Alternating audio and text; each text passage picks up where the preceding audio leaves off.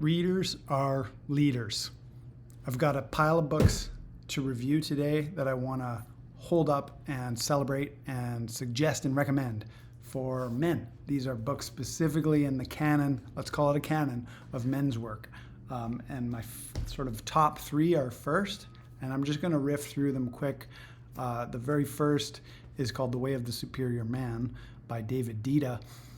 This was written sometime in the 90s, but it is a classic, and a lot of the foundations of how a lot of men inside of the game of transformational leadership and men's coaching look at this book as foundational. I know it is for me. Tech talks a lot about sexual polarity, and you just have to get into it. I don't agree with everything he says, but it's the kind of book that's kind of like the Tao Te Ching. Like you open it up and you read some, and it'll kind of punch you in the face and challenge you about the condition of being a man. And of course, the focus is women, work, and sexual desire. David Deida, essential. The second book in terms of the canon of men's work is Iron John by Robert Bly. Now, this was also came out in the late 80s, and it actually had a huge following at that time. Robert Bly, of course, is an American poet and mythologist, and he wrote the story of Iron John, which is actually an ancient fairy tale from the Grimm's brothers. Like it's from antiquity. So the actual story of Iron John is quite short. But what Robert does is he retells the story, and then he spends the rest of the book unpacking the mythic symbols in the story, which is just a boy's hero journey in the medieval times, a boy becoming a man. And he says why that's relevant for modern men. And just because Robert is such a poet, and at the time he was quite controversial because feminists hated him, because he was describing the inner work of men, the depth. And at the bottom of the soul of modern men lives a hairy wild man. And he was one of the first people, at least, post 1980s, to point that out and say, yeah, that's something that's problematic. We got to look at that and unpack it. So highly recommend Iron John. Even better, getting a study group to read it with and discuss it with. The third essential book for men's work is called No More Mr. Nice Guy. This is a proven plan for getting what you want in love, sex, and life. Robert Glover wrote this book again in the late 90s, before there even was any personal growth field for men. Like, it just wasn't happening. And he was a therapist who recognized this pattern in his own self and in the clients that he served. And he named it nice guy syndrome. But ultimately, it's codependency in men. That's the clinical term for it. Or the people pleaser wound, where everything that you're doing and the drive of how you're driving your life forward is seeking outside validation rather than being internally sourced. So that's the trouble of the nice guy, or the chronic people pleaser.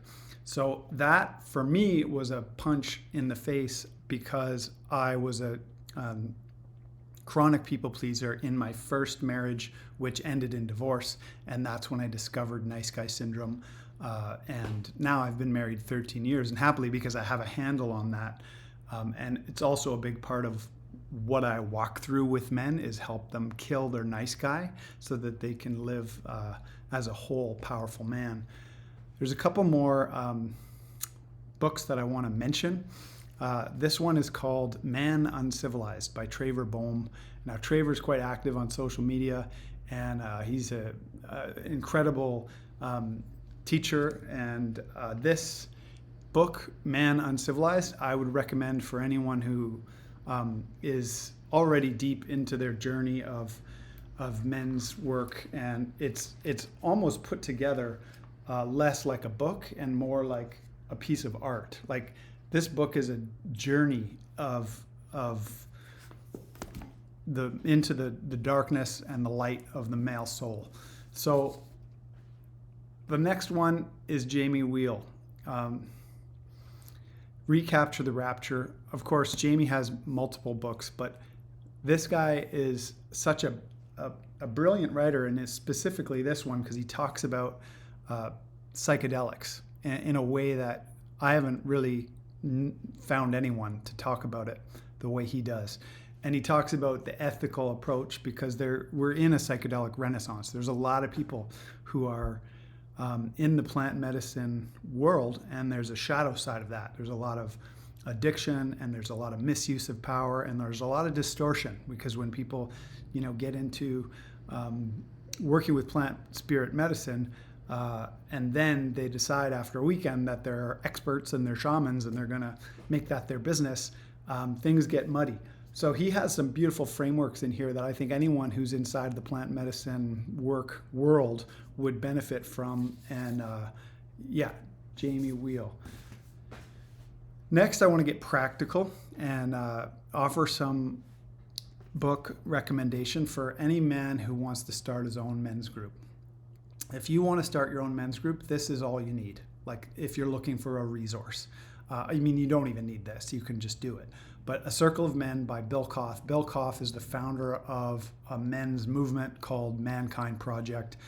And they have some incredible methods and templates for doing the work, for the ritual work of men coming together, getting real, and unpacking shadows and unlocking powers. So this is a great little manual if you wanted to start a men's group yourself, which I highly recommend.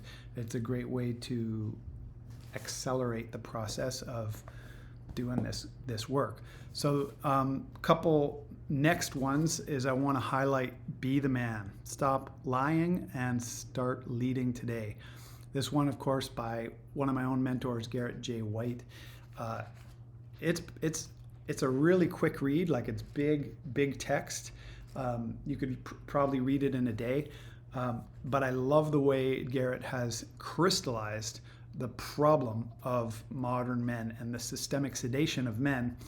A lot of what he says in here capitalizes on and makes relevant what Robert Bly is getting at in here about the systemic sedation of modern men. So Be the Man by Garrett J. White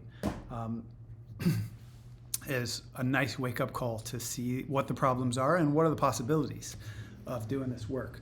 Next, I want to highlight this guy, Mark Binet, and his book Truth Cock, and it's all right there in the title. It's the embodiment of the fourfold thunderbolt. Mark teaches men how to become dominant men, and he also teaches women in relationships how to become radiant women.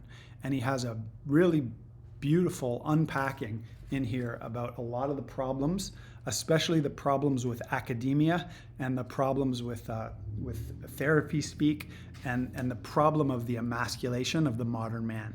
And Mark is very upfront about that and very provocative.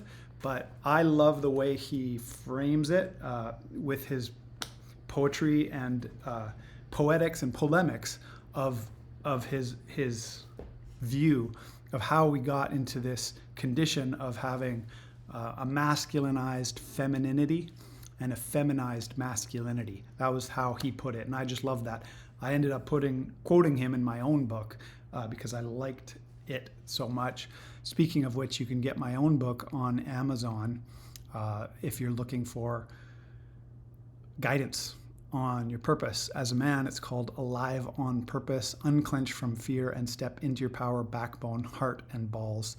The link will be in the comments. And I also wrote a book, and it's very good. So the next one I want to highlight is Michael Gurian. I love Michael's writing style.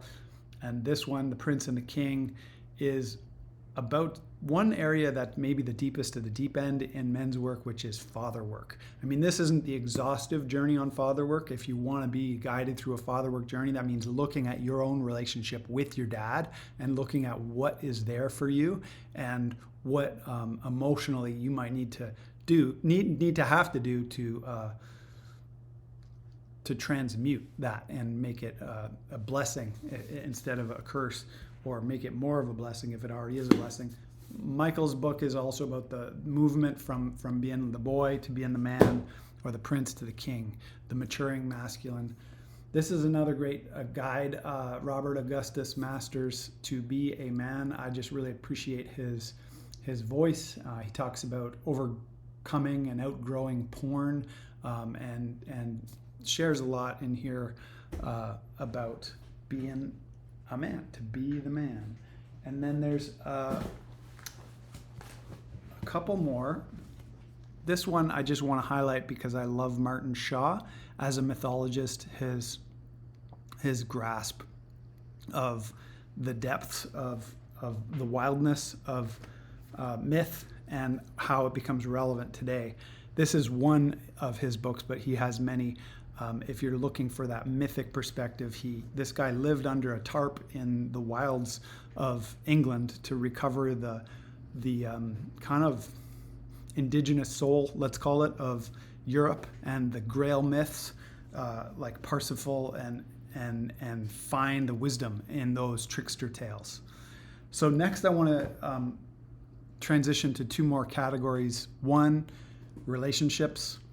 And the best recommendation for attachment and love and making marriage work is Hold Me Tight. This is about one of my favorite books to recommend to couples in crisis or men looking to improve their relationship and understanding attachment psychology. Furthermore, on attachment parenting, I like to recommend this book, Hold On to Your Kids, Why Parents Need to Matter More Than Peers by Neufeld and Mate. Great book for parenting and also step parenting because it explains attachment psychology from a parenting perspective. The next couple books are more business and marketing related. This one, if you haven't read Rich Dad, Poor Dad, you must. It's a game changer. For me, it was to highlight how little I knew about finances and how much I changed my mind when I got into Robert Kiyosaki's understanding of money and wealth creation and financial literacy. The next one is Russell Brunson. He has a trilogy. This is just one of them. And if you want to build an online business, Russell's a great person to study and read and learn from. He has done that and has the keys to figure out how to launch a business from anywhere online. This is my favorite book from 2023. 10x is easier than 2x. If you're a business owner, it's a worthwhile investment. Incredible writing here from strategic coach founder Dan Sullivan and Ben Hardy. I'm sure I've talked about him on other videos. And then of course, if you're in online business, Alex Hormozi is hard to ignore. This book is so good, dude. Even Russell endorses Hormozi's book. So those are my recommendations on books to read because readers are leaders. I'm going to leave it at that. Keep this one short and sweet because it's full of information. Big love. Bye for now.